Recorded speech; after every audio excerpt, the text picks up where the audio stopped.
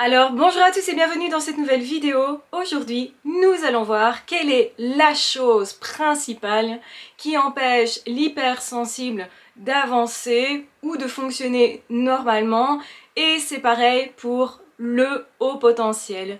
Qu'est-ce qui empêche ce type de personnes d'avancer, d'exceller? Qu'est-ce qui leur donne le sentiment justement d'être si lent, de ne pas arriver, d'être bloqué? Eh bien, il y a une chose essentiellement qui va faire que vous allez être dans cet état de procrastination, de tiens, j'y arrive pas, de non-performance. Quand on se sent nul, on se sent généralement pas très performant, pas très à l'aise, on sent que c'est pas fluide, qu'il y a quelque chose qui se passe et qui nous empêche de nous concentrer, qui nous empêche d'être nous, qui nous empêche de réfléchir, d'avoir accès à sa mémoire de façon normale. Qu'est-ce que c'est? Eh bien, c'est justement le fait d'être hypersensible. Ce qui fait dire à beaucoup de personnes, être hypersensible, c'est pas chouette du tout, je n'aime pas ça, etc. Et malheureusement, ne pas s'accepter, ça crée de la souffrance, ça crée parfois de la colère, l'impression justement de ne pas s'aimer, d'être nul, de ne pas pouvoir être accepté par soi-même et par les autres. Donc c'est un gros souci. L'émotionnel, en fait, donc qui va se jouer justement sur cette scène-ci. Donc quand on est hypersensible à tout ce qui se passe autour de nous, mais aussi à nous-mêmes, et donc il y a beaucoup d'émotions. Ce sont ces émotions qui partent en flèche, donc des hautes émotions intenses, et qui sont plutôt négatives. Donc ça peut être de l'anxiété, ça peut être de la tristesse, ça peut être de la colère. On a été perturbé par quelque chose ou même par une situation avec quelqu'un, donc une relation, etc. Et du coup, on n'arrive pas à se concentrer et donc on n'arrive pas à performer, on n'arrive pas à se montrer tel qu'on devrait être normalement. En fait, on se juge aussi à ce niveau-là. On se dit, je devrais être performant, je devrais savoir faire ça, tout le monde sait faire ça. Et du coup, on en conclut qu'on est nul et bête, et du coup, on va se dire, bah non, je suis pas surdoué. C'est ce qui nous met le doute en fait. Et les jugements sur nous négatifs vont amplifier encore plus le mal-être, le phénomène en question et les émotions. En réalité, vos pensées sont liées à vos émotions. Si vous voulez avoir des émotions plus positives, eh bien, ayez des pensées de plus en plus positives également, de façon à transformer votre émotionnel. Alors bien sûr, l'émotionnel fort, eh bien, on peut le tamiser, le calmer en faisant quelque chose, c'est-à-dire justement en se laissant le temps, donc en attendant que ça passe, autrement dit, parce que forcément les émotions, elles fluctuent, hein. C'est pas un terrain lisse et c'est pas ce qui est actuel ne va pas rester, donc c'est pas stable non plus, surtout chez un hypersensible ou un haut potentiel. Donc autrement dit, la personne qui a de fortes émotions peut attendre simplement que les émotions se calment, redescendent tout simplement, elle se laisse le temps. C'est une façon d'en fait gérer ses émotions, se dire ok, elles sont là, il se passe un truc, je n'arrive pas à me concentrer, je n'arrive pas à faire ce que je voudrais faire, et ben c'est rien, je remets ça à plus tard, je me laisse du temps pour me calmer, pour digérer, je fais autre chose.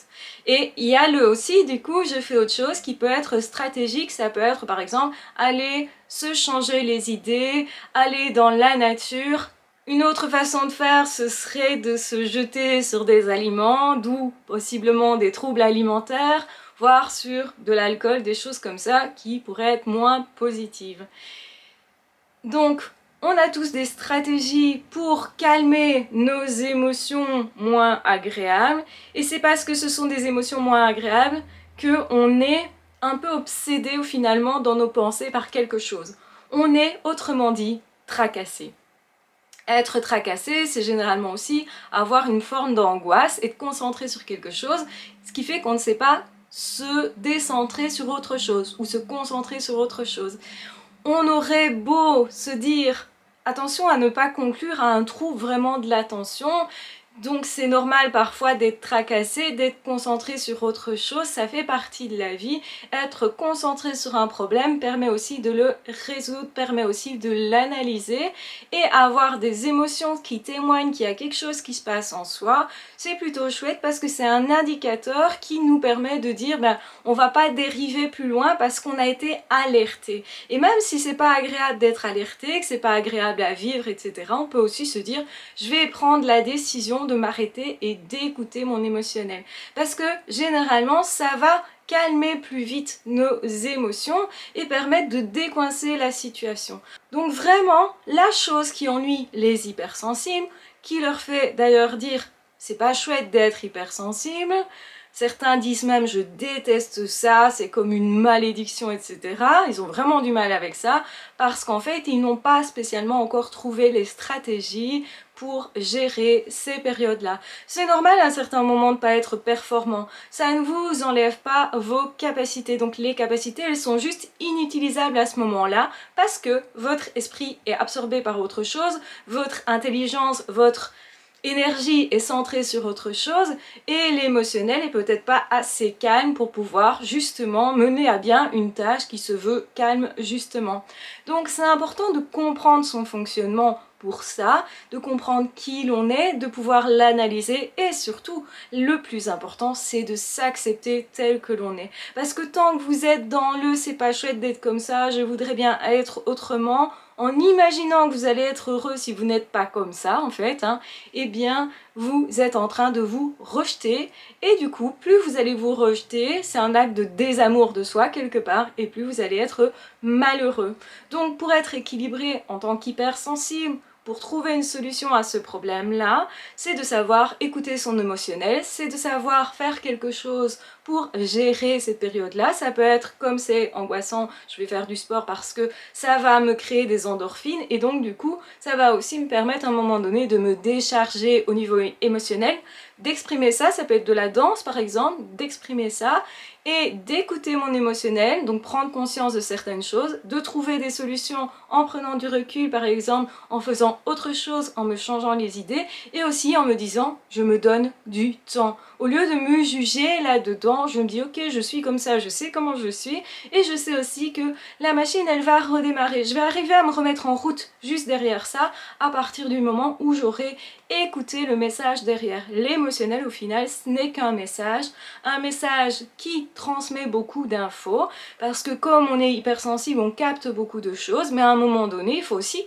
digérer les choses, il faut aussi du temps pour ça, il faut aussi des temps de relâchement et de repos et ça arrive à tout le monde et ce qu'on voit au niveau social etc ce sont nos réussites, les périodes de performance, on est fort dans la performance, à valoriser l'enfant quand il réussit à l'école, ah c'est bien tu nous as donné une bonne réponse ou ah c'est bien tu as avancé dans ton travail, dans ton projet. On valorise constamment les personnes qui réussissent, les personnes qui avancent, qui ont l'air performants. Mais il y a toujours dans la vie des périodes où vous n'êtes pas performant. Ça ne veut pas dire en aucun cas que vous n'allez pas le devenir. Ça veut dire justement que c'est une période qu'on connaît tous et qu'on cache tous plus ou moins. C'est pas ça qu'on met en avant. On a plutôt appris justement à l'école à montrer nos résultats positifs et pas les résultats où on stagne, où on piétine, où on a peut-être justement des émotions qui sont un petit peu des épreuves. On a tous des émotions et c'est plutôt chouette d'avoir des émotions. Ça veut dire qu'on n'est pas vide, qu'on n'est pas creux, qu'on est plein de vie et qu'on peut justement recevoir beaucoup.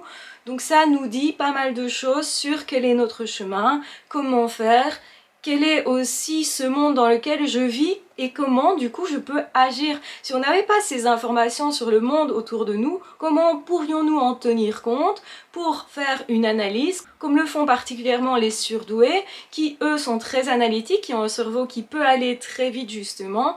Donc c'est pas parce que vous avez un problème qu'il n'y a pas de solution bien entendu, et parfois il faut un temps pour que ça s'assemble. Et laissez-vous ce temps-là, rassurez-vous aussi, et à ce moment-là quand vous faites ça, quand vous savez aussi que ben voilà, au niveau de l'émotionnel, etc., ça va changer, c'est inévitable, ce n'est qu'une période qui est temporaire, eh bien, vous allez plus facilement vous laisser vivre la chose. C'est parce que vous refusez ça qu'en fait, c'est compliqué, c'est problématique. Mais avoir beaucoup d'infos, ça peut être une aubaine. Ça peut être l'occasion de saisir des opportunités, puisque vous en êtes informé. Mais bien sûr qu'il faut arriver à décoder ça, à se poser, à s'analyser soi en fonction de la situation et aussi du coup à se donner une vraie attention à soi. Donc ça veut dire se donner une place. Que veux-tu me dire justement dans ta vie intérieure? Qu'est-ce qui se passe? Quelle décision est-ce que je dois prendre pour moi? Donc je me donne de l'amour quand je m'écoute en fait.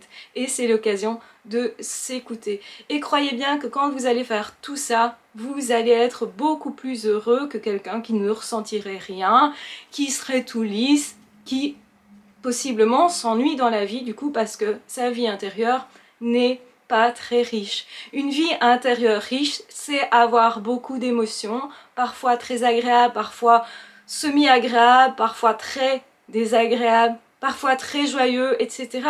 On a des émotions et ce sont des messages juste à écouter et c'est juste l'occasion de faire un pas de plus, de se dépasser, de se comprendre mieux et de s'aimer mieux. Si vous le prenez comme ça, votre vie va être beaucoup plus épanouie et vous allez voir votre hypersensibilité de façon beaucoup plus accueillante, sereine et vous serez tellement mieux avec ça, tout simplement. De toute façon, je vous embrasse bien fort, je vous aime très fort. Si vous le souhaitez, vous pouvez vous abonner à la chaîne et si vous avez trouvé cette vidéo intéressante et que ça pourrait aider un de vos amis, n'hésitez pas à partager cette vidéo sur vos réseaux sociaux. En attendant, je vous embrasse bien fort, je vous aime très fort, prenez bien soin de vous et de toute façon, on se retrouvera très vite dans d'autres audios ou dans d'autres vidéos. Ah, ciao, bye bye!